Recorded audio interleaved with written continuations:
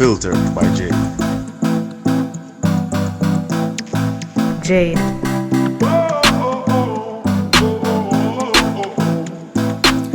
Welcome to the Unfiltered by Jade, where we educate, empower, and entertain.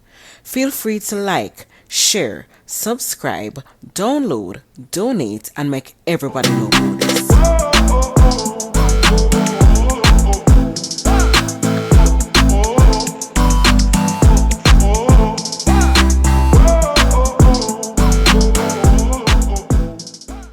Beats by RB Records.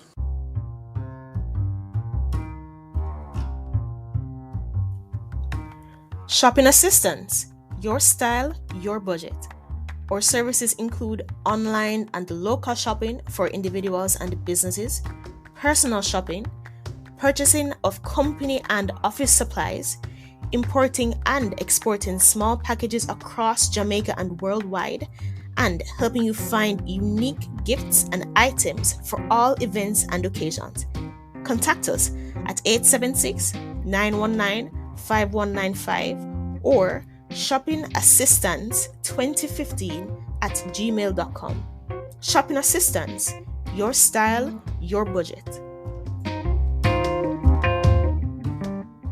Welcome back to the Unfiltered by Jade. Today we have with us here a special guest. Her name is Terri Brinston, and we are here to speak about supporting youth and young children. Terri is the CEO of My School Nurse and Wellness Group Foundation, and I can't wait to dive into this topic with her. So hi, Terri. Hello, Jade. How are you? I am doing great. How are you doing? I'm doing wonderful. Love Thanks it. for having me. Yes, thank you so much for being here. So, Tara, we're going to jump into it. First of all, I want to know before we get into the questions, why is this topic your passion?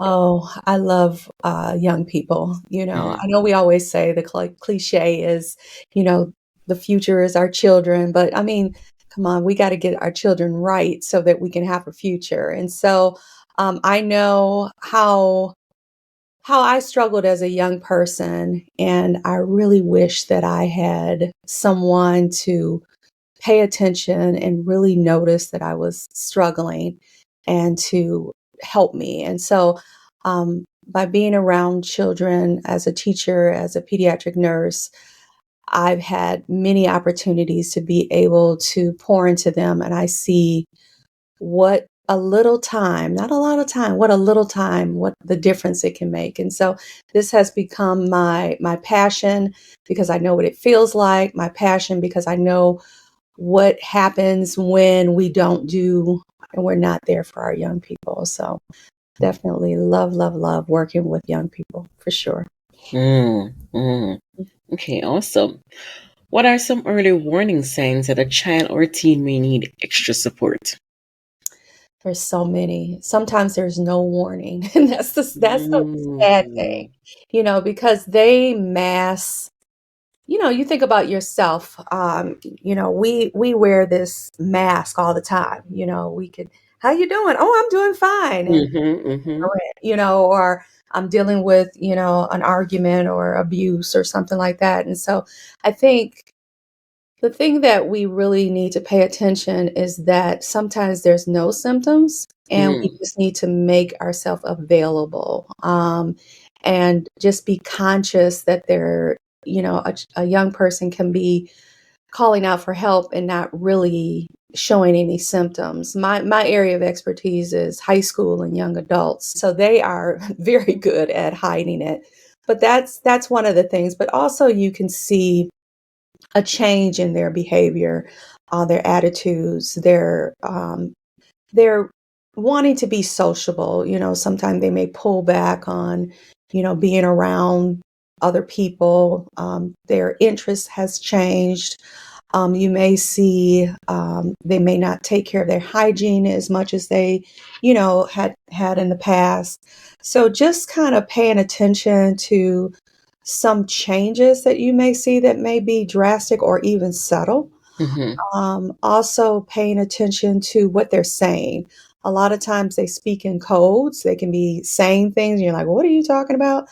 But they really it really depends on the child as well. A lot of times, if you hear about, this particular age group is the leading cause of death, which is suicide. And so a lot of times when talk to the parents or you talk to their friends and you're like, well, I didn't even know that they were dealing with anything. So this Mm. would be, I would just shine the light on any type of changes in their behavior, drastic or mild, and also ask the question, talk to them, have conversations, um, so that they feel that they can trust you and they may open up and say something. You said something, Terry. There's a lot of times that we miss things happening because generally, as I said, sometimes there are signs, sometimes there's no signs. And if there is no signs and we're not, paying attention to how they are in Mhm. terms of patterns, in Right. terms of things that different things that we may have seen. If there is not much sign and people are not really paying attention, we Mhm. are going to miss things. Yeah, for sure. We And that's with any, definitely are going to miss things. absolutely. And that's with any relationship. If you think about, your relationship with your husband or your family and friends, we become so busy and distracted by other things that we really don't pay attention. And so some crucial information could be passed on to us that can be tragic. Wow. Mhm. How can we encourage creativity and critical thinking in children from an early age? I believe giving them opportunities. Hmm. I think in our society, I love this question because I think in our society, I don't know if this is an appropriate word for me to say, we're just raising little wimpy kids. We don't challenge them, we don't push them. We don't let them cry, we don't let them want for anything. We don't let them struggle.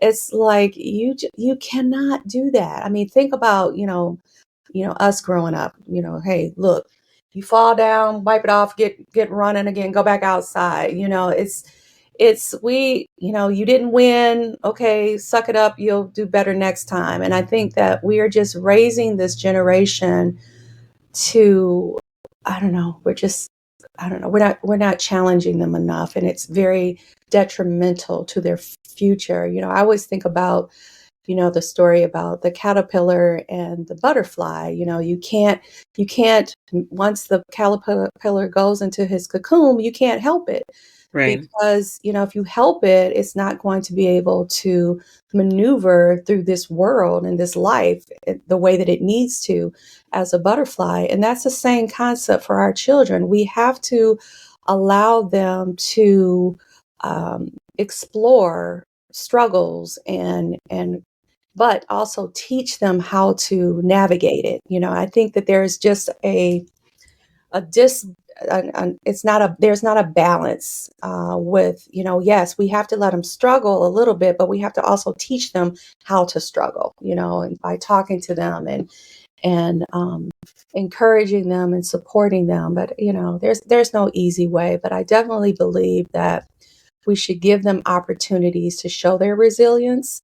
When they fail, we need to talk to them and encourage them and talk to them about what they learned through that failure, giving them opportunities to speak up. One of the things that I did for my young people, for my children, I have two boys, is that when we went to the doctor's office, I sat down and I told them, okay, you go ahead and sign yourself in. And, Mm. you would see parents come up and sign their children in. It's like, okay, but now that child doesn't know how to speak to people, how to Mm. advocate for themselves. And so just little things like that, it goes a long way for sure.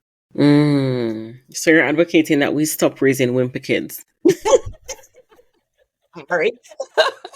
No, no, no, no, no. Listen, I'm in total agreement with you on that. Uh-huh. Total agreement because I mean, as kids fall, and I'm an example of that. As kids fall, sometimes, oh my God, they run to their rescue, Right. and because of that, no, it's as if they as they fall, and I can see it with my daughter also. Mhm, When she falls, now she knows I'm going to panic, yes. so she looks for it. So Right. instead of when she falls, just say, oh well, let her get up by herself and brush herself off and go, Right. instead of always looking for someone to be there to help them. Because unfortunately, in this world we live in, there's not always going to be somebody there, and I know that's a hard lesson. I have a grandson who is 2. No, yeah, he just turned 2, and what he'll do, because when he's around G-Ma, okay, G-Ma, and my husband is Papa, and when he falls or something happens, he'll fall out, and we're just sitting there looking at him, and you could see him like lift his head up and kind of cock his eyes towards Yep. are they gonna come? And we just started talking, and he'll just get up, you know brush himself off and keep on playing. And that's teaching resilience, being Yes. able to bounce back so definitely. Love it. How do family dynamics impact a child's emotional and social growth? Oh, tremendously. I was my boys are older now, and these kids, they don't come with instruction manuals, so it was really trial and error raising these boogers. And so I can definitely say, looking back now, um, and based on our conversations, they really appreciated having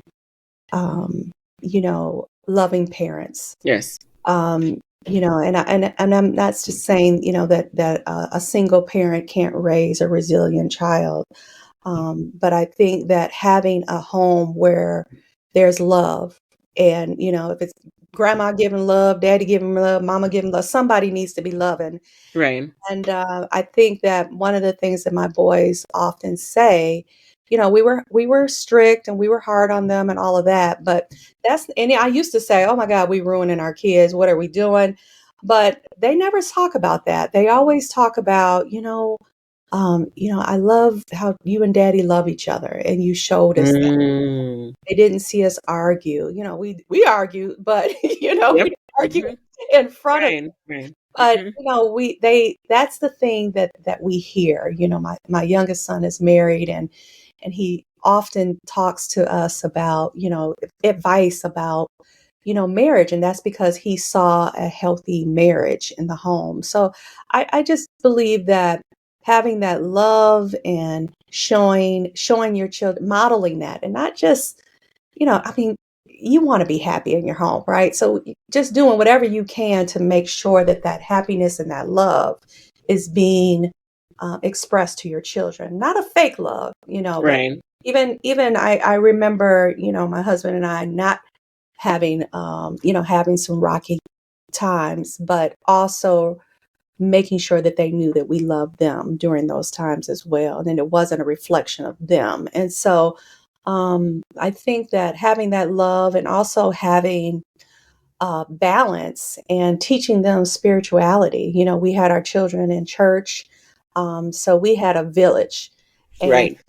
we had close to our neighbors, close to our church family, and so we weren't. When we had issues, because raising 2 boys was hard. I just remember seeking my resources. Hey, I know this woman, or a dear friend of mine, Kathy, went to church with us, and she raised 3 boys. I was like, ooh, I need to know you, because you still have your hair, and you're around here like you're doing.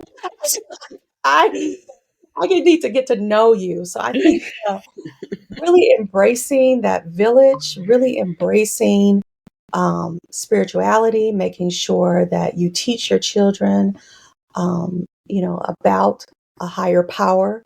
Yes. I think it's extremely important, because, like I said, we don't know what we're doing. We just as parents, and Yep. sometimes I tell my children, "Hey, I'm sorry, I didn't do that right." Right. Mm-hmm. And I think that that's important as well, to let Yes. them know that, you know what, I really I didn't do that right, or I didn't, the punishment didn't fit the crime, and Mm-hmm. let me just apologize, so that we can, next time, this is what I'm going to do. So, definitely being the parent, Yes. but also recognizing that we're not perfect, and we're going Yes. to make mistakes, and seeking help. I think in our society, growing up, when I grew up, what happened in my house stayed in my house, right? It was Hmm. not something that we would talk about. But I think we need to get out of that and not suffer in silence and ask for help and ask for support from, close friends and family, so that we can, get this stuff right. Because we only get one opportunity to raise, Yes, we do. you know, so we definitely want to do it right. I like that you mentioned the fact of having a tribe or having a community. Hmm. We don't have a lot of communities these days because people don't want others raising their children or helping or being that tribe. Sometimes because if it is that your child does something and somebody says, hey, maybe I shouldn't do that. Parents are now going to schools to help to beat up kids. Right. We have those things happening. And Right. even where apology is as parents, some people don't agree with it because, oh, I'm a parent, but how are you going to teach parenting properly if you don't show them how to apologize when you do something wrong? Absolutely. Absolutely. Right. So I think that's also important because then our kids will grow up to know that, okay, when I do something wrong, it's imperative also for me to apologize. It doesn't matter how big I am not too big to apologize for something. So I Mm. like that you brought that out. Mm. Yes. What are some impactful programs or initiatives that have successfully supported young people? Well, I truly believe in our education system.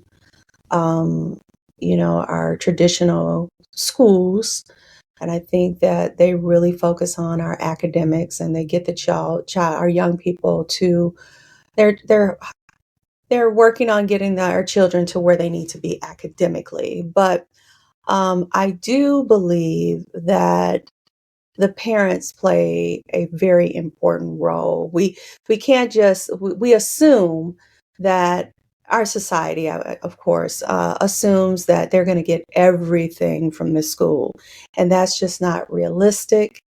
It's not probable. It's just not going to happen. And Mhm. so, I do believe in accessing and looking for different programs in your area to support your child, especially in the areas of socialization, um, in problem solving, um, for teaching them how to, etiquette, and how to speak up for themselves. So being involved in like clubs, like the Boys and Girls Club, I really Mhm. love the youth department in your church or your religious organizations.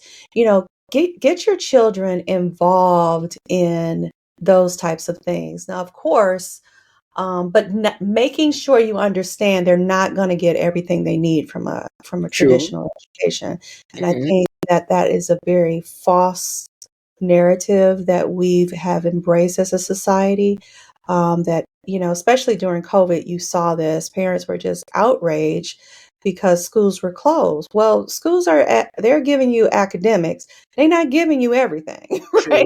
True. Very true. And so they really struggled, parents, with having their kids at home all day. Mhm. But so anyway, I'm sure the parents already know that it's difficult raising their children, but just make sure that you understand that they're not going to get everything they need from the schools.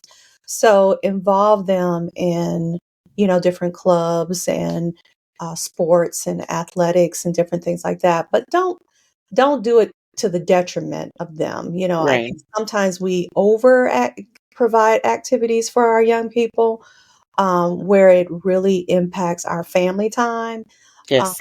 So there's definitely has to be a balance with this when you are raising your children. I always tell my kids, okay, we got one activity per semester. And y'all better pick the same thing. Not I'm just not gonna be that taxi, all tonight, oh my gosh, no way, no way. But hey, I don't know, I don't know how to much patience, but I do I did spent a lot of time with my children. We went to Right. places together as a family, as me and my boys when my husband was refereeing or working and things like that. But it's important for us to take on some of that weight and be that companion for our children and not always handing them off to someone to do it for us. Very true. Very true.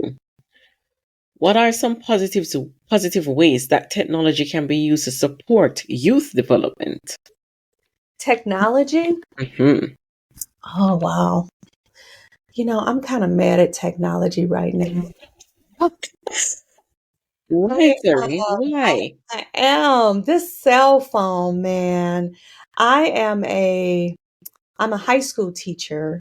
I work as I'm running my businesses. I love teaching, so I am still teaching on a full-time basis, and Mm. I think these cell phones are just they're not good for our kids right now. They are literally addicted Mm-hmm. to the point where that's their companion, that's their everything at this point. Mm-hmm. And I've had a couple of students break down. Like I'm only in class with them for an hour. Actually, I have them for a 2-hour block, but half the class period, I'll say, okay, let's put our phones away. And I've had students break down, What? like literally break down. And I have 11th and 12th graders. And so Hmm. that's not your question. You see, I need counseling with this. Oh, but I think technology does have its place. Yes. I definitely believe in the resources that are available through technology.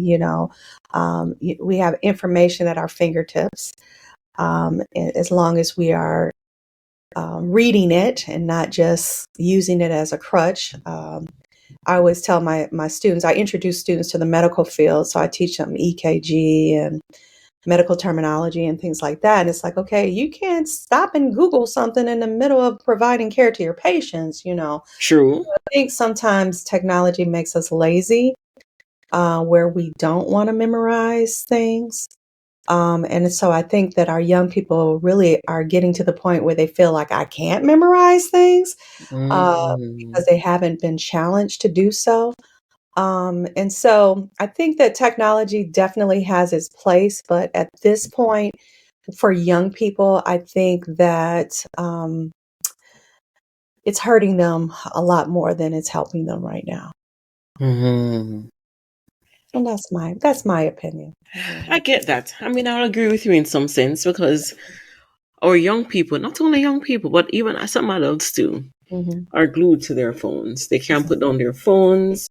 But I also see the impact of teaching them, okay, if you're going to be on your phone, what can you do that's educational on it? Sometimes it works, sometimes it doesn't. Yeah. I mean, you have to try, absolutely. And I think that I've been teaching for over 26 years in the classroom. And so I was teaching when we did not have the phones Mm-hmm. and versus now. I definitely repeat myself so much more. I Mm. think the rigor, their attention span is a lot shorter. So I Yes, it is. definitely see some detriments, some issues, but like you said, there's a time and a place for it. And of course, my experience is coming from being in the classroom, definitely. But Right. I didn't have this issue raising my children, because we didn't have cell phones, which is crazy. Got you. But they had them, but they were out, but my kids couldn't have phones, so we just didn't have that issue. Right. But Right. I would hate to be in this situation right now. I feel for our parents for sure. Yeah, for sure. Mhm. For sure. What advice would you give to parents, educators, or mentors looking to make a real difference in a child's life? Um, I think that there's not one size that fits all. Okay. If we embrace the fact that what might work for this child may not work for the next or will not work for the next child. I'm speaking often about me raising my children, but I Right. know that what I did for my children is totally different for what has to happen now. Right. Society is different, and so just be aware that your child or the children that you're working with are very unique, and there's not one size that fit all. Fits all. And Right. yeah, we definitely can't put, we can, even regardless of their race, their gender, their economic status. We still can't put them in those boxes either, because all children are different. They handle stress different. They handle the world different. Their experiences are different. So, which means that we have to deal with them differently. And I Right. think that embracing the uniqueness of our children is the best thing you can do for sure. Mm. Embrace the uniqueness of our kids. Mhm. Okay. Awesome. Terri, where is it that we can find you, and tell us a little bit about your company? Yeah, so I'll talk about since we're talking about young people, my nonprofit, which is the Nurturing Wellness Group Foundation, Okay. and you can reach us on nurturingwellnessgroupfoundation.org. That's my website, and what we do is we work with young people who have barriers that prevent them from being successful. Exactly what we're talking about. Sometimes, you know how you hear young people fell into the crack, and Right. they fell into crime, or now they're depressed and they're not reaching their full potential, and it's always a reason. It's not that this child is just broken. Something happened or something is going on with them that stacks up the odds against them, and they just cannot get through it. And so what we do is we help those young people to really get connected to dreaming again. Our society, we don't dream anymore. And so what does a perfect world for you look like? And we also help them to understand that based on their current situation or their attitudes or their behaviors is not going to or may not allow them to reach their full potential. And so once our young people start dreaming, then they recognize, hey, you know what, this is a possibility for me. I can reach those full potentials. I can reach my dreams and my goals. But I know that what I am doing, how I'm responding, how I'm acting is really going to prevent me from reaching those goals. So, which means that I need to make some changes, and it's doable. And so, what we do is we give young people hope. And then we give them the tools to be able to navigate their current situation so that they can be better and do better. We also work with the parents because sometimes our parents can be enablers, right? And True. so we help the parents to understand, okay, well, one size doesn't fits all, but what's going on with my child? And we give them, maybe there's a something that happened with their development that they didn't get all the skills that they needed to get, right? Right. And so we may need to go back to the drawing board and support their youth in this particular area. So maybe it's socialization, maybe it's problem solving, maybe they have lack of confidence or low self-esteem and so what we do is we help the parents to assess what's going on with my child, right? And then we help them to provide them with resources on how do you help your child in this specific area. So those are the things we do. So I love working. I used to just work with young people, but then I recognized that this young person has to go home, and sometimes they're developing these behaviors because of what's going on in the home. And so True. Very true. I help the parents to be able to navigate and figure out, well, how do I help my child? Because parents Mm-hmm. want to help their kids. You know what I'm saying? Mm-hmm. Sometimes they don't have the Or the knowledge resources and or resources, skills. Mm-hmm. right? right, to be able to support their youth or Right. young person. And so what I do is I help them. I don't do it by myself. What I do is we become aware. I put the students and the parents through a program where it allows us to become aware of what's going on with the kid, and then we build them up, and then to the point where they're ready to accept help. Because you can throw all the help you want, to a parent or a child, but if they don't want it, they're not going to pick it up. Very So I true. got to get them to the point where they want help, and then I tap into the community. There are so many amazing people out there that's doing amazing things, and I know I can't do all of it. I focus on one specific area, and then I hand them off to my partners or people in the community that are doing great things. So if it's like tutoring or skill building or mental health, but I get that young person and that parent to that point where they're ready to accept help, and then I point them in the right direction. Right. Lovely. So Lovely. that's my model. Good. And for my school nurse and wellness group? So my school nurse, as a registered nurse, I used to work in a school system as a teacher because I'm a vocational teacher. So I'm trying to replace myself and my colleagues with some quality healthcare providers, right? And Okay. so that's what I'm doing in the education, pointing them to getting them with the foundational skills so that they can work in the medical field. But so working in the schools, I recognized that they didn't have school nurses. There's a lot of people, a lot of parents, you don't realize that a lot of schools don't have school nurses. Back when I started, it was like 73% of schools did not have school nurses, That's a lot. which is ridiculous. And this was before COVID. Now you're seeing, a little bit more. They still don't have full time, but they're counting different things as school nurses. So the numbers is a little screwed.